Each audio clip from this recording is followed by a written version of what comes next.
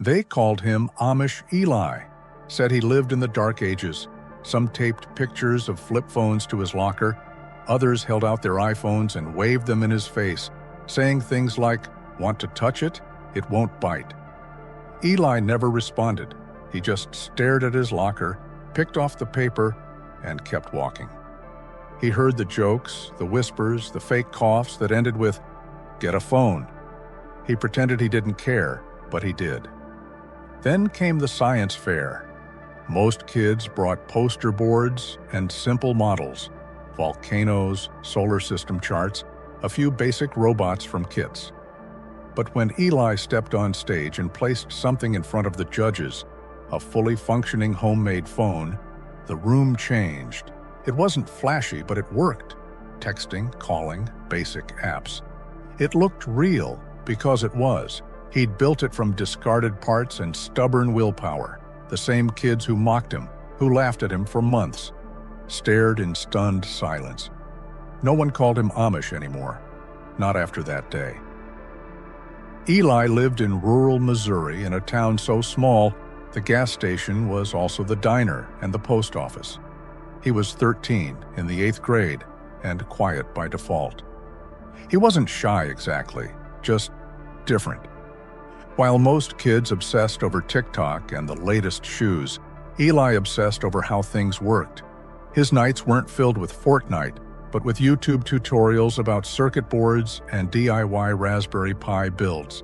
He would watch, pause, rewind, and draw diagrams in his worn-out notebook. He lived with his mom, Julia, a single parent who worked double shifts at a local grocery store.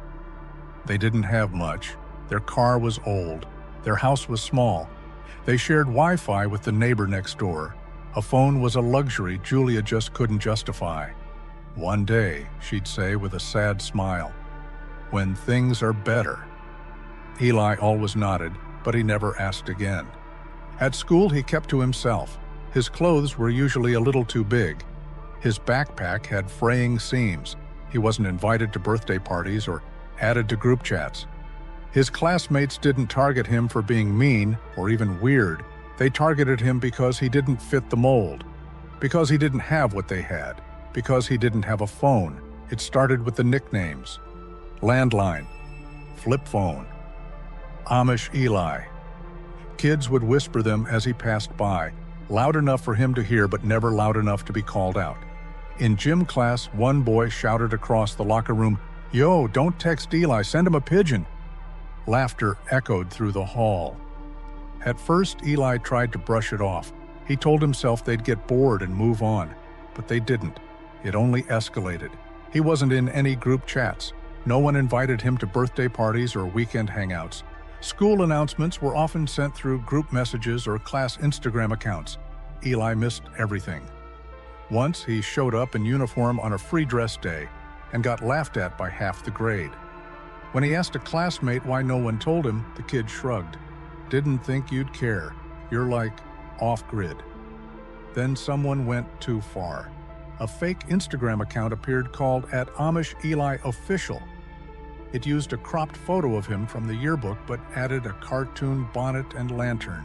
The bio read, "Building barns and dodging smartphones." The posts were worse. Photoshopped images of him holding stone tablets, riding a horse, even praying to a toaster. His classmates thought it was hilarious. One even said, "You're trending, Eli." He didn't respond. He just sat in the back of the classroom, fists clenched under the desk, pretending not to care. During lunch, the science teacher introduced a new reward system. Students had to scan a QR code to submit their answers online for extra credit. Eli froze. He didn't have a phone. He looked around and tried to ask for help. Someone handed him a napkin and said, "Try scanning with this." The table erupted in laughter. Eli stood up, dumped his tray, and walked out. The next day, he found a dented water bottle in his locker. Someone had taped a message on it. "Get an iPhone, caveman." He crumpled it up and threw it away. His hands were shaking. When he finally went to the guidance counselor, she listened politely but didn't offer much. "Kids can be cruel," she said. Just ignore them and focus on what makes you happy. Eli wanted to scream what made him happy, learning, creating, figuring things out, but no one seemed to care about that. At home, Eli stopped talking. He stopped drawing circuits in his notebook. He sat on the floor in his room staring at the ceiling while the fake Instagram account gained followers. One night, his mom found him sitting at the kitchen table, a blank notebook in front of him, eyes red. She poured 2 glasses of water and sat down. "You okay?" she asked gently. He nodded, then shook his head. "They think I'm nothing because I don't have a phone," he whispered. She didn't rush to answer. After a moment, she leaned in. "They laugh because they don't understand your brain. But that brain is a gift, Eli. You see things other people can't." He looked up slowly. "You've been watching all those tech videos, building stuff for years. What if you showed them what that brain can do?" The words stuck with him. That night, he lay awake thinking, what if I built my own phone? The next day, he sketched out an idea, a rough one. He listed what he'd need: old motherboards, a Raspberry Pi, a touchscreen, a battery, soldering tools. Some things he had. Others he borrowed from Mr. Franklin, the retired neighbor who tinkered in his garage and liked to help. The first build failed. So did the second. Parts didn't connect. The screen wouldn't respond. The speakers wouldn't sync. But Eli didn't stop. He watched more videos. He joined online forums. He messaged strangers on Reddit asking for advice. He stayed up late, rewiring, rewriting, rereading manuals. Every time it failed, he started again. With each try, he got closer. It wasn't just about the phone anymore. It was about proving he could do what they said he couldn't. And deep down, he already knew the answer. He would. The night before the science fair, Eli barely slept. His creation sat quietly on his desk, charging, glowing, waiting. It looked simple. A modest black case, a clean touch screen, a few basic apps carefully coded, but inside, it held something much bigger: his time, his tears, his dignity. He had submitted it anonymously under the title Personal Communication Device V1.0. No big name, no dramatic claims, just an idea, real and raw. The school gym buzzed with students and folding tables the next morning, colorful boards, baking soda volcanoes, and solar system models filled the space. Eli set up his project at a small corner table near the bleachers. He didn't bring posters or gimmicks, just the device. When the judges stopped by, he powered it on, unlocked the screen, and showed them how it worked.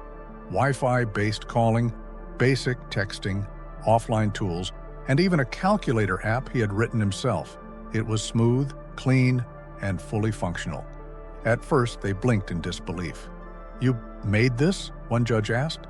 "Yes," Eli replied, "from scratch." A small crowd began to gather. Students leaned in. Teachers stopped mid-walk. One boy whispered, "Wait, is that his?" A girl gasped.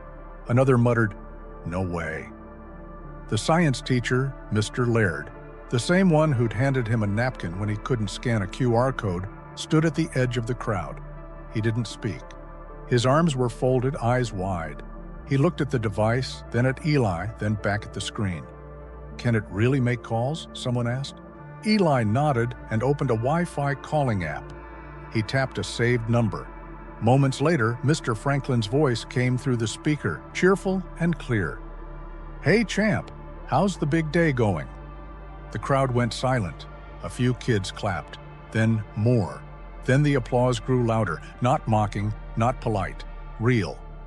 Even the bully, the one who started at Amish Eli Official, stood frozen. He didn't say a word. His face was blank, his hands shoved deep into his hoodie pocket. Later that afternoon, one of the assistant principals approached Eli's table with 2 judges and a local STEM coordinator. "We'd like to invite you to present this at the Regional Tech Showcase next month," the coordinator said. "Your work is exceptional." Eli nodded. He didn't know what to say. His throat felt tight. He hadn't planned for this. He just wanted to be seen. Now, He was. That Monday, the Instagram account that had once mocked him mysteriously disappeared.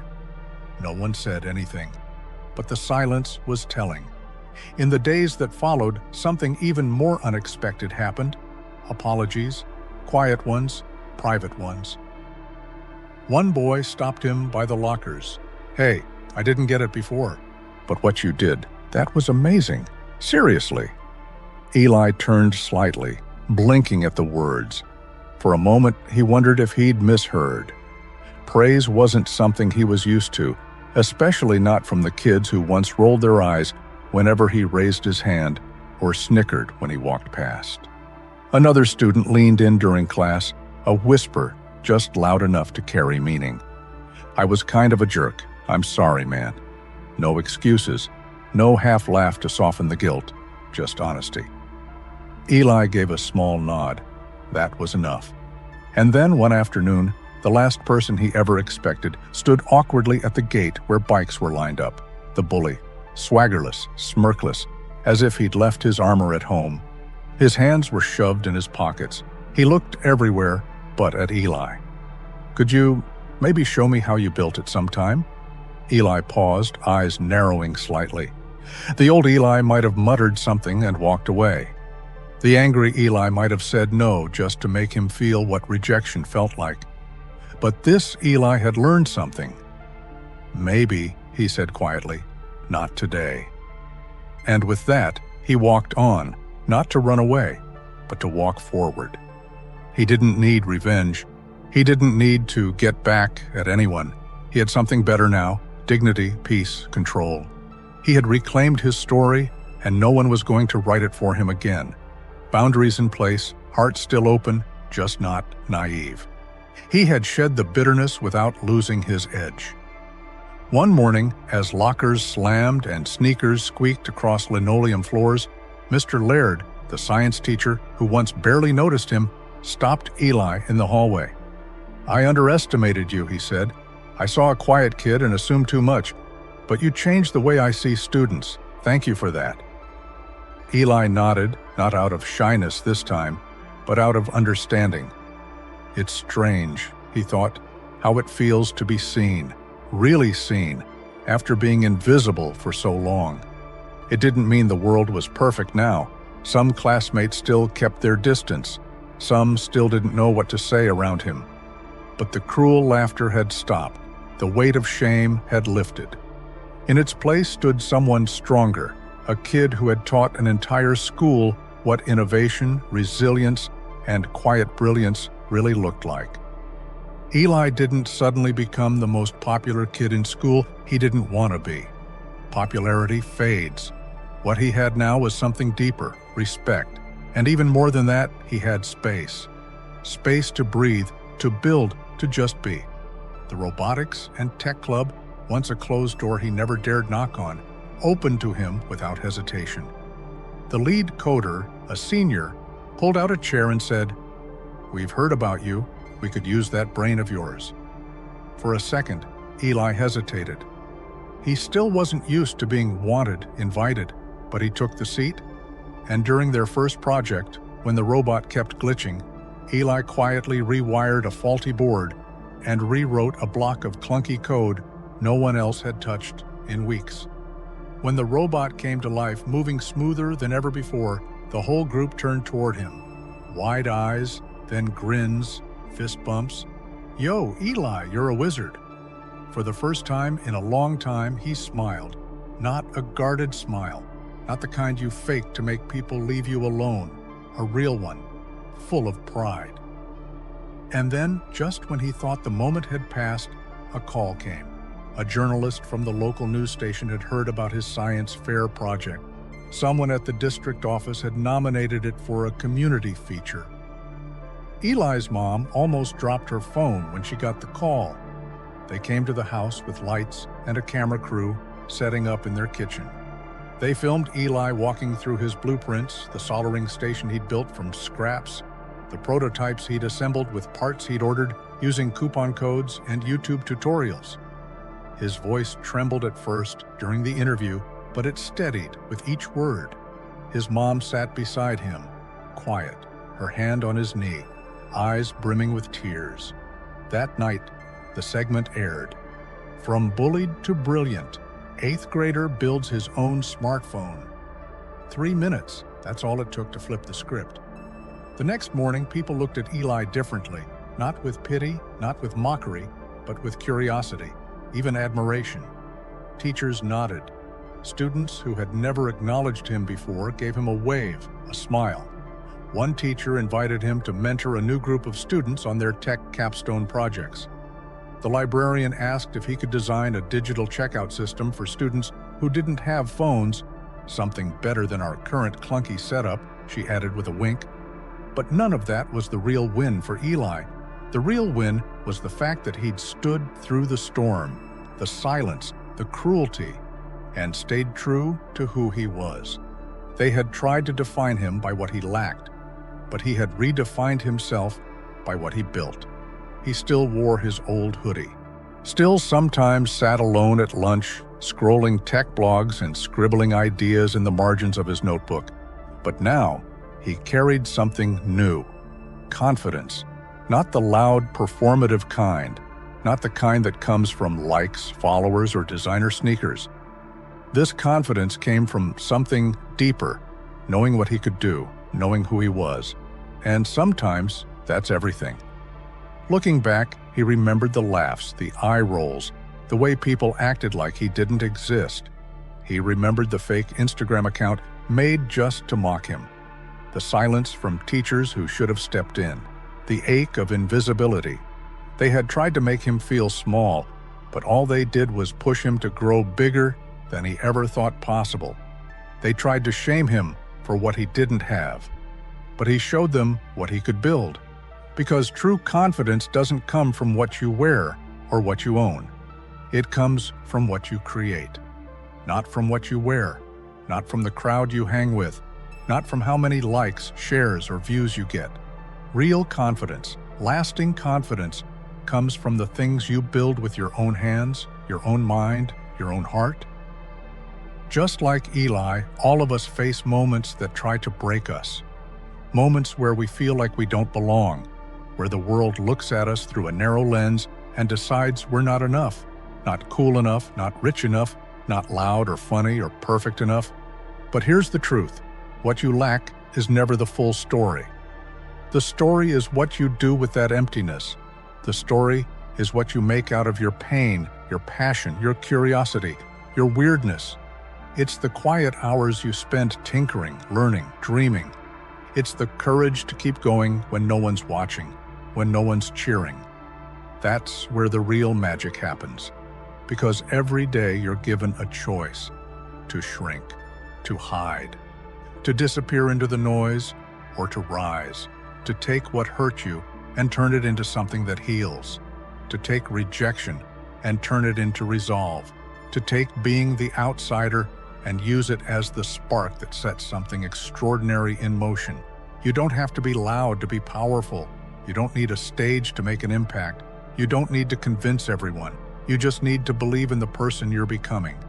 If you've ever sat alone and wondered if you mattered, if you've ever felt like your difference was a weakness, if you've ever been made to feel like you were less than, I want you to remember this. Your difference might be your superpower. Because maybe you don't fit the mold. Maybe you were never meant to. Molds are for mass production. But you were built for something original. So keep building, keep dreaming, keep becoming. And when you feel like no one sees you, remember Eli. Remember that quiet brilliance can shake the world. And maybe the next story people talk about will be yours. Drop a comment below. What part of Eli's story hit you the hardest? And if you believe in stories that turn pain into power, subscribe and tap that bell so you never miss the next one. The world needs more Elis, and maybe, just maybe, the next one is you.